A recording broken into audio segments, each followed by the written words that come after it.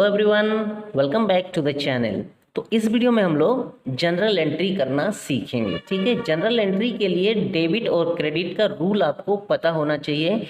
मैं सोचता हूँ कि आपने वो वीडियो देख लिया होगा। अगर नहीं देखा होगा तो सबसे पहले चैनल की प्लेलिस्ट में जाके rules of debit and credit वाला है, 2 वीडियो है, उनको देखिए तो आपके माइंड में क्लियर हो जाएगा कि कौन सा अकाउंट किस कंडीशन में डेबिट होता है और किस कंडीशन में क्रेडिट होता है। उसके बाद ही आप जनरल एंट्री कर पाएंगे। ठीक है, तो देखिए सबसे पहले हम डिस्कस करते हैं इसका फॉर्मेट। इसका फॉर्मेट है बुक्स ऑफ, यहाँ पे डैश मैंने छोड़ रखा है, जिस कंपनी का भी हो रहा है वो कंपनी का नाम यहाँ पे आ जाएगा। ठीक है, फिर ये लिखा जाता है जनरल।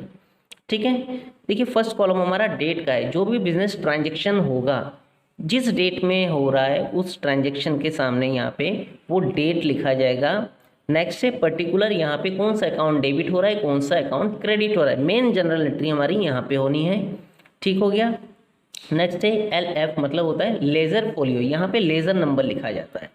ठीक है, इसको अभी आपको ज़्यादा डिटेल में जाने की ज़रूरत नहीं है। अभी आपको ये वैसे भी ये कॉलम आपको छोड़ देना है। ठीक है, ये एक्चुअल में जहाँ पे वर्क होता है कंपनीज में वहाँ पे वो लोग भरते हैं। ठीक है, हमें सिर्फ करना है, सीखना है, तो यहाँ हमें ये बहुत ज़्यादा इंपॉर्टेंट नहीं रखता है। ठीक हो गया। नेक्स्ट हमारा है डेबिट अमाउंट। तो जो भी हमारा अकाउंट डेबिट हो रहा है उसका जितना रुपीज़ है वो डेबिट अमाउंट में आ जाएगा, और जो अकाउंट क्रेडिट हो रहा है यहाँ पे वो क्रेडिट अमाउंट में उसका अमाउंट आ जाएगा। ठीक है, ये 2 कॉलम अमाउंट का है। डेबिट जो हो रहा है वो डेबिट में आ जाएगा, क्रेडिट जितना रुपीज़ हो रहा है वो क्रेडिट में आ जाएगा। ठीक हो गया। तो ये हमारा है फॉर्मेट। अब हम कुछ एग्जाम्पल लेते हैं, बहुत सिंपल से कुछ एग्जाम्पल मैंने अपनी ओर से लिख रखा है। ठीक है, उसको हम करते हैं तो आपको धीरे धीरे करके step by step general entries करना आ जाएगा। तो इससे पहले कि इन एंट्रियों को हम करें, वीडियो अगर अच्छा लग रहा है तो वीडियो को लाइक कर देना, कमेंट कर देना, अपने फ्रेंड के साथ शेयर जरूर करना। और हाँ, अगर अभी तक आपने मेरे चैनल को सब्सक्राइब नहीं किया है तो चैनल को सब्सक्राइब कर लेना, साथ में लगे बेल आइकन को प्रेस कर देना, जिससे मेरे आने वाले हर वीडियो की नोटिफिकेशन आपको मिलता रहेगा।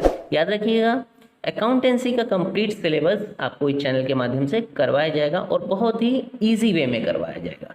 ठीक है, तो देखते हैं कुछ एंट्रियाँ। तो देखिए सबसे पहले हम क्या करते हैं, बिजनेस स्टार्ट करते हैं, है ना। तो फर्स्ट एंट्री क्या होगी, बिजनेस स्टार्ट करने की, है ना।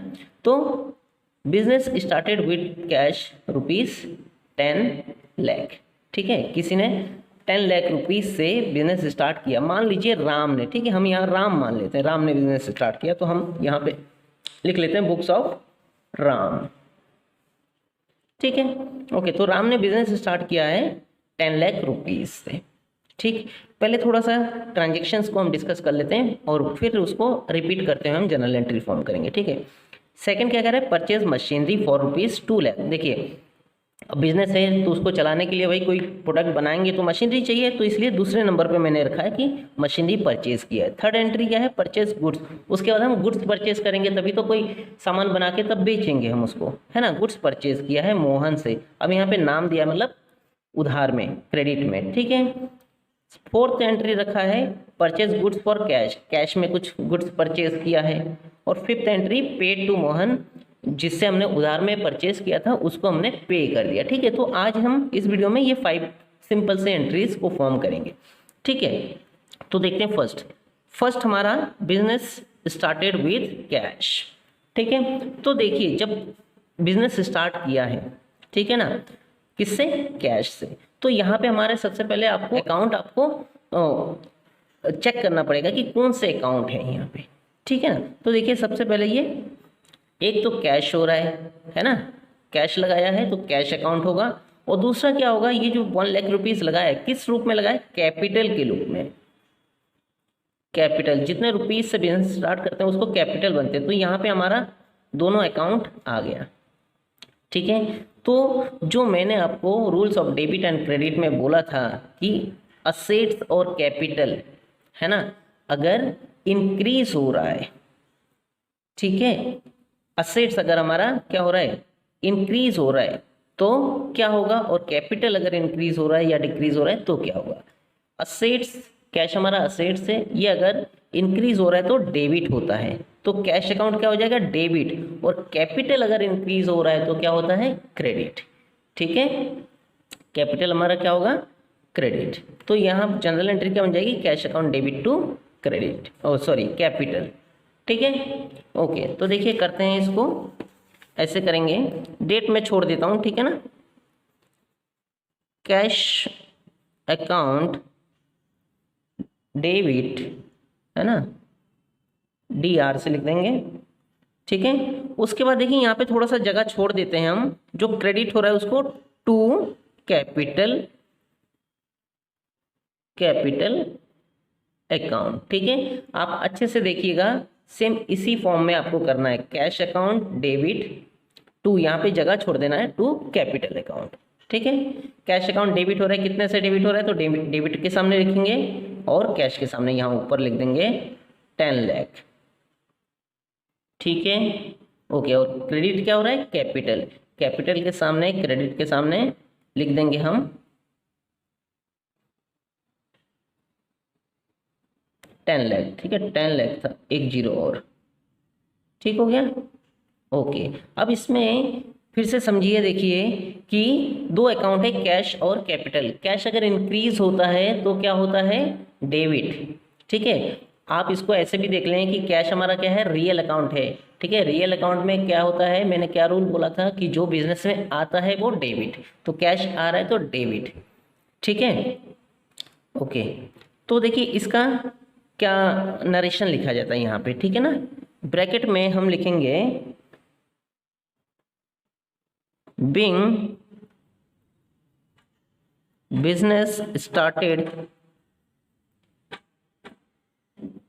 for ₹10 लाख, ठीक हो गया।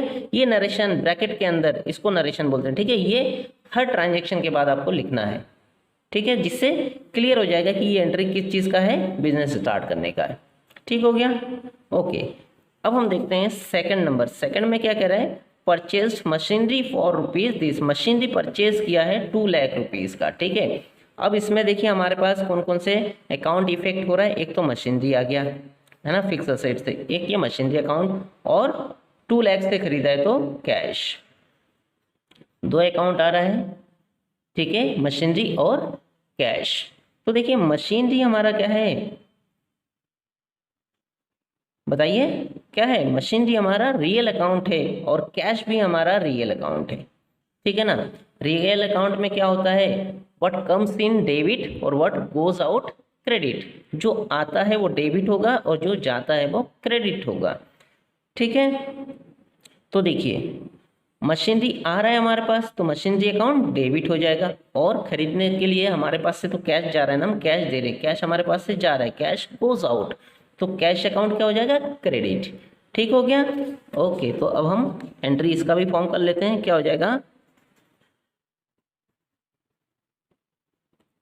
Machinery account debit to cash account, ठीक हो गया, समझ में आया, क्योंकि मशीनरी आ रहा है, कैश जा रहा है, कितने का, 2 लाख रुपीज़ का, तो डेबिट के सामने डेबिट अमाउंट, क्रेडिट के सामने क्रेडिट अमाउंट, ठीक हो गया। नरेशन क्या लिखेंगे,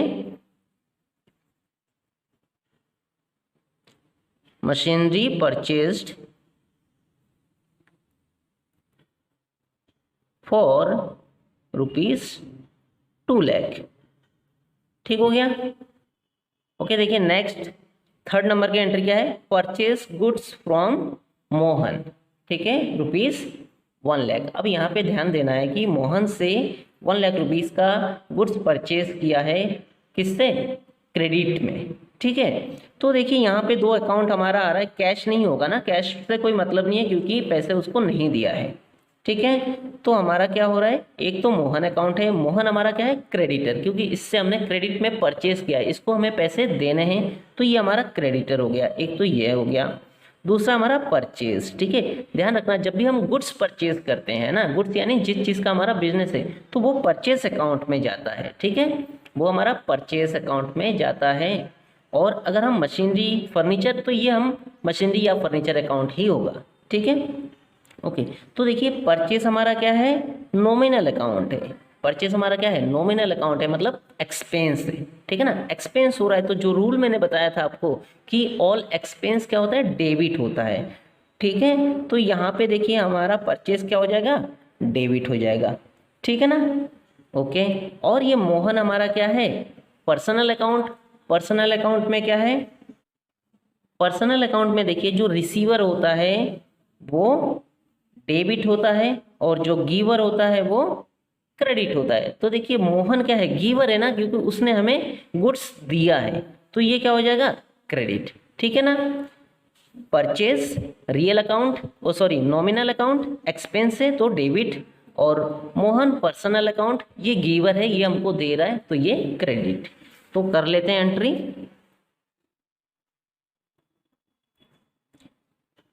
purchase account debit to Mohan's account. ठीक है, कितने का, 1,00,000 रुपीज डेबिट में, 1,00,000 क्रेडिट में। ठीक हो गया। नरेशन क्या लिखेंगे, परचेज्ड गुड्स फ्रॉम मोहन। ठीक हो गया, ओके। अब हम नेक्स्ट देखते हैं। तो देखिए नेक्स्ट हमारा है परचेज गुड्स फॉर कैश। अब यहाँ पे भी गुड्स ही परचेज कर रहे हैं और कैश में कर रहे हैं, लेकिन यहाँ पे ठीक है ना, 1,00,000 रुपीज़ का हमने कैश में परचेज किया। तो देखिए परचेज हमारा और कैश, ठीक है। अब यहाँ पे दो अकाउंट हमारे कौन कौन से हो जा रहे हैं, परचेज और दूसरा कैश। ठीक है, तो परचेज हमारा सेम वही है, डेबिट हो जाएगा, और कैश हमारा क्या है, रियल अकाउंट है, कैश हमारे पास से जा रहा है, तो रियल अकाउंट में जो चीज जाता है वो क्रेडिट। तो इसकी क्या एंट्री हो जाएगी, purchase account debit to cash. Purchase account debit to cash account. ठीक है, 1,00,000 1,00,000। Okay okay. नेक्स्ट अब हम लास्ट देखते हैं, paid to Mohan rupees 1,00,000। Mohan से 1,00,000 रुपीज का हमने परचेज किया है, अब उसको दे रहे हैं पैसे। ठीक है ना, जो हमने क्रेडिट में परचेज किया था, मतलब पैसे नहीं दिया था, तो अब हमने उसको पेड कर दिया है। तो देखिए पेड कर दिया तो हमारे पास से कैश जा रहा है, एक तो दो अकाउंट हो गया, एक तो कैश हो गया और एक मोहन। ठीक है, कैश हमारे पास से जा रहा है तो क्या हो जाएगा, क्रेडिट हो जाएगा, और मोहन क्या हो रहा है, रिसीवर, मोहन को मिलेगा ना कैश, तो मोहन रिसीवर हो गया, तो मोहन डेबिट हो जाएगा। तो एंट्री क्या, Mohan account debit to cash. ठीक है, क्या एंट्री बनेगा, Mohan account debit to cash account. ठीक है, 1,00,000 1,00,000। ठीक हो गया। अच्छा यहाँ पे भी मैंने नरेशन नहीं लिखा, ठीक है ना, यहाँ पे भी लिखा जाएगा परचेज